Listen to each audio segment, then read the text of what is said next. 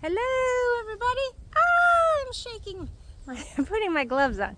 Okay, so we are just walking around out here in this winter wonderland that has happened here in Ohio. I thought that I would just let you see a little bit of what's going on here and see how you're doing. What's going on with you? Is it wintry where you are? I'm always a sun girl, so this sort of day is superb. And even though it's cold, it doesn't matter. I have to walk around these plants because we always have so many right tucked up to the path. That spice bush. And you can see I'm trying to use a tripod and I'm getting caught on a bunch of veg. So we'll modify that. It's so pretty, and we've been putting some seed around, and so I'm gonna pass somewhere here in a moment.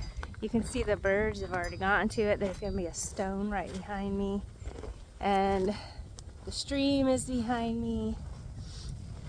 I've been putting seed on this log. When it gets real cold like this, we go around and scatter some seed around, black oil out here. And I like watching the tracks this time of year. There are, of course, kitty cat tracks because there's a cat around here, a tortie, a beautiful one. And they're outside a lot, so burr. But I'm also seeing a lot of bird tracks, and one of them I've been seeing is a big raptor that came down into the snow and looked or tried for somebody. Whether they got it, I don't know. But the feet marks went all the way through. There was no blood. So now we're out here in the old field, and it's looking mighty fine. There's been such an interesting thing happening this year, which is all of this climbing rose that I am walking next to that's behind me, and the berries are gone.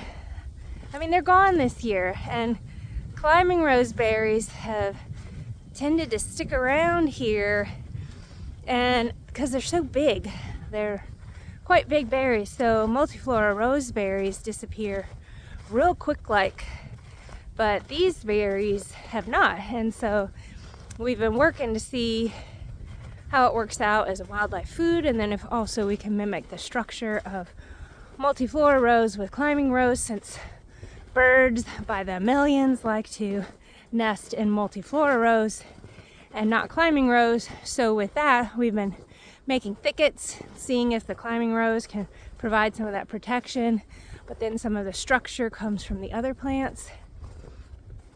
And this year though, the berries, the hips of the climbing rose are gone. And what we observed is this year we had the real mild temperatures all the way up through November or something, and then it was just like a switch. We are in winterland, but the robins were still here. And the robins have usually vacated our area by now, but they ate the climbing rose. So they're big enough to be able to handle those big fruits, which is way cool. I don't know why they don't eat them when they come back in the spring. There must be something else that they prefer, so maybe climbing rose isn't super delish. And then also already disappearing are sumac berries, staghorn sumac to be specific. And the starlings are eating that. The robins were eating on that, but now they've also mostly departed. And so the starlings are here by the dozens, and they're cleaning that up. Now, I don't know why, but it looks like I have hot pink lipstick on. I don't. So that's really cool observations. We've been excited to see some of these other food sources getting hit, and we have been helping to scatter. As you can see, I'm out here in the old field, and all this veg is standing upright, which is super cool, and a lot of birds can perch up there and some of them can't, so we like to help, and we crunch the seeds down into our footpath area, especially because it's real packed down. You can't see that. I'm learning out how to do this, and we just like to help whenever we can, since we're all here on this land, sharing space, sharing the weather and the seasons, even though we have a certain type of shelter that is foolproof. They know what they're doing too, which is way cool. Much respect.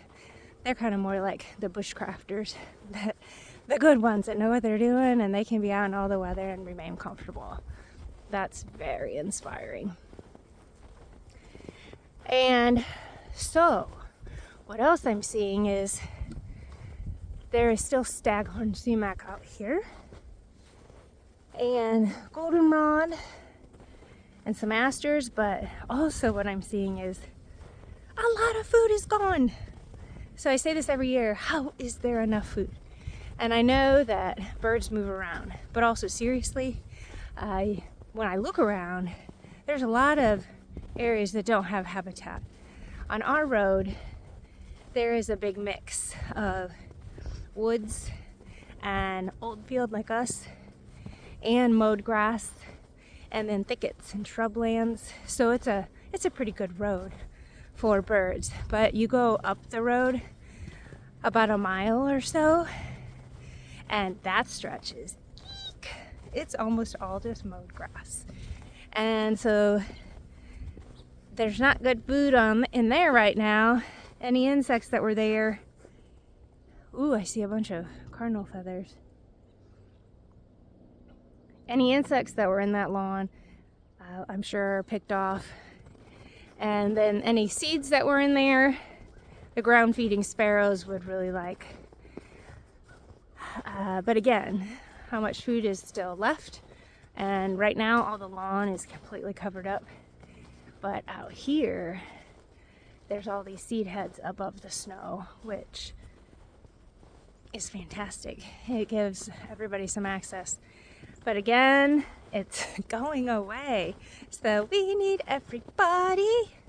Please, let's start sharing space again. We need everybody to invite the non-human lives back to your land.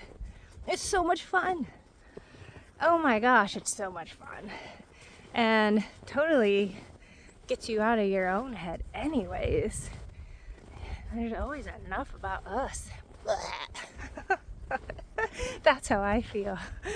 And so it's really cool to think about other beings. And so let's get this rolling. Let's keep going. We have a lot of tending we're going to continue doing here. And I read about this concept of tending or mending in a book the other day, which is really cool. I hadn't thought about it that way, but it's totally right. I'll put a link to the book in the description. So if you end up on a piece of land that, I should say you buy a piece of land or you live on one that is not a real intact nature area or is a big grass area, you are going to be mending. And that, I suppose, is what we did here in large part at the beginning. But we also didn't have to do a ton of work. We did a lot of unnecessary work, but the land was doing the restoration work. They were a huge heavy hitter in that. And so we planted and planted and planted, but our best efforts were controlling the weeds and then adding diversity in. So I would say the land was doing a lot of the mending there with our assistance. So we were then tending.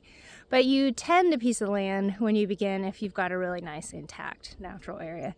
That's not what Steve and I tend to do.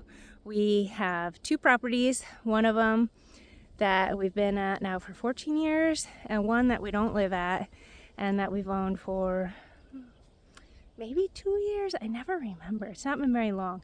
And we're not there all the time. And there's a lot of weeds. there's also a lot of good stuff. So we will be doing both, just like here. The nice thing is there is not as many human habitations to deal with. There is a lot of old fencing and farm implements and definitely some junk piles, but not as much junk as here. And that's encouraging. So we'll just let that unfold slowly over time. Because, of course, we work, we have to cook, we have cats, we have a lot of daily to-dos. And so we don't just get to do restoration. And also, we love hiking. It's a huge passion of ours, and that one gets first. If we do that one, if we hike enough and we have enough enjoyment in our spirits, then we have plenty of energy to do all of our home chores and restoration. And with the hiking and the restoration, of course, is always nature observation. That's so much fun. We've been working on tree ID right now, winter tree ID, and sparrows, really working on sparrows. We've got a much better handle on them than we used to, but we still haven't quite got the swamp sparrow. And the other day, we are pretty sure we saw a merlin at a local state park, but there's been a lot of discussion amongst the people that we sent it to because our photographs suck. So do our videos. So the best thing is what is in our memory of that day.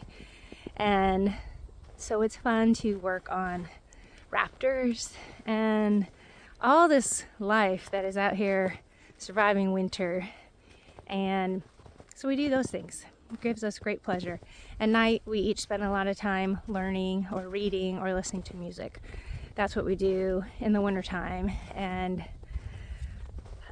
it fits. The cats hang out with us at that time. And then we reunite. And we will maybe have an hour of television together. We don't have a TV, actually. We just watch a show on our computer. And, oh, let's look. I'm going to turn this around. Look at this. This is these wings. This wing print I was talking about. Check that out. You can see right there, one side, and then where the feet went in, and then the other side. How cool is that? Who do you think? I have no idea. Could be anybody. That's that size, and I honestly don't know. And so that's our winter, and I believe I've said "and" in this video 200 times, maybe 300 times. Thanks for listening to that. I'm glad that you came along for my first adventure with this holding thing. It's actually just a tripod that I'm holding, not a selfie stick.